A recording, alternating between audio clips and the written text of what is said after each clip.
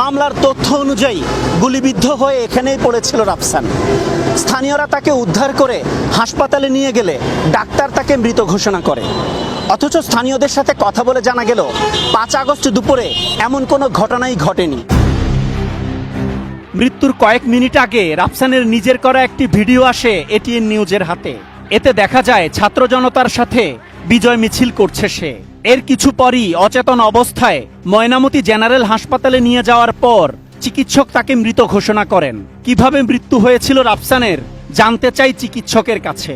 আনন্দ মিছিল যা হয়েছিল এরপরে আসে, শরীরেও কোথাও কোনো আঘাতের চিহ্ন বা কোথাও কোনো রক্ত যাচ্ছে বা এরকম কোনো কিছুই ছিল না, মানে একবারে নর্মাল। হয়তো হতে পারে হার্ট অ্যাটাক করেছে, অথবা ওই সময় গরম ছিল, অনেক ঘেমেটেমে হিট স্ট্রোকে মারা যেতে পারে। অথচ ভুয়া মামলা দায়েরের পর অস্বাভাবিক তৎপর হয়ে ওঠে কুমিল্লা কোতোয়ালি থানার পুলিশ। এই মামলায় গ্রেপ্তার করা হয়েছে 7 জনকে।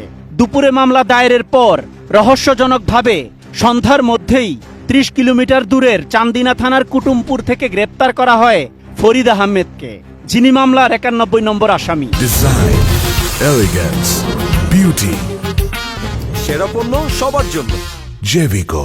এই মিথ্যা মামলায় তাকে রিমান্ডেও নিয়েছে পুলিশ।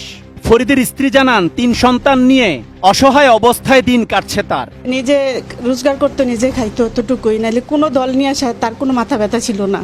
আজকে তো সারাদিন ভাই আমি রান্না করছি না, আমার বাচ্চারা কিছুই খাইছে না।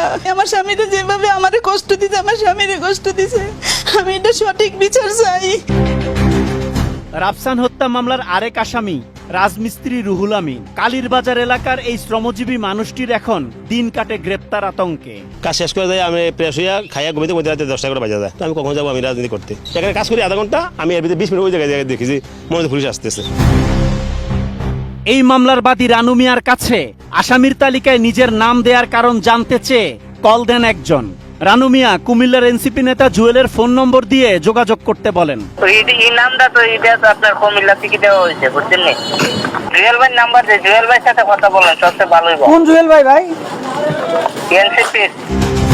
এনসিপি নেতা জুয়েল জানান কিভাবে ভুয়া আসামি দেয়া হয় জুলাই আন্দোলনের হত্যা মামলায়। আবু রায়হান একটা ছেলে আছে, সে এমনি বিতর্কিত আমাদের 126-এর পরে নামটি হাতে তো আইন ঢুকাইছে। এর ভিতরে ফাঁক করে অনেক মানুষের সচেতন ঢুকাইছে। এর একটা মামলা হয়েছে 351 জনের বিরুদ্ধে। ওইখান থেকে তারা এজাহারটা ঘুরাইছে 4-5 দিন ঘুরে নাম টাম কাটছে। কুমিল্লার বৈষম্য বিরোধী ছাত্র আন্দোলনের সমন্বয়ক আবু রায়হানকে কল দিলে সব অভিযোগ অস্বীকার করেন তিনি। অভিযোগ তো মিথ্যা অভিযোগ, যে কারণে আমি ভিডিও আনতে পারি। পরবর্তী ফোনালাপে মামলার বাদী রানু মিয়া নতুন তথ্য দেন। এবার জানান তিনি রাজি না থাকলেও পুলিশ তাকে হবিগঞ্জ থেকে কুমিল্লা এনে হোটেলে রেখে খাইয়ে দাইয়ে মামলা করিয়েছে। পুলিশ এসে আসার পরে নিয়ে গেছে পরে মনে হয় অনেক লোক ছিল ভাই। আমি কুমিল্লা 3 দিন ছিলাম। আপনি থাকছেন, খাইছেন, কে খাওয়াইছে, থাকছে কে?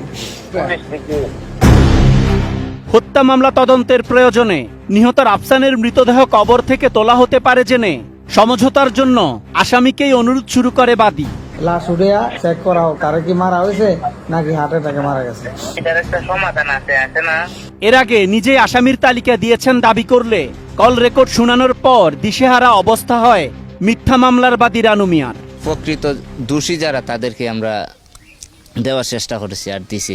কইরা গেল, এটার একটা সমাধান আছে না? আপনি দেখা করতে পারবেন না। অনুসন্ধান চলাকালীন সময়ে জুলাই শহীদ স্মৃতি ফাউন্ডেশন থেকে 5 লাখ টাকার চেক গ্রহণ করে রাফসানের পরিবার। বিভিন্ন সংস্থা ও রাজনৈতিক দলের কাছ থেকেও নেন নগদ অর্থ।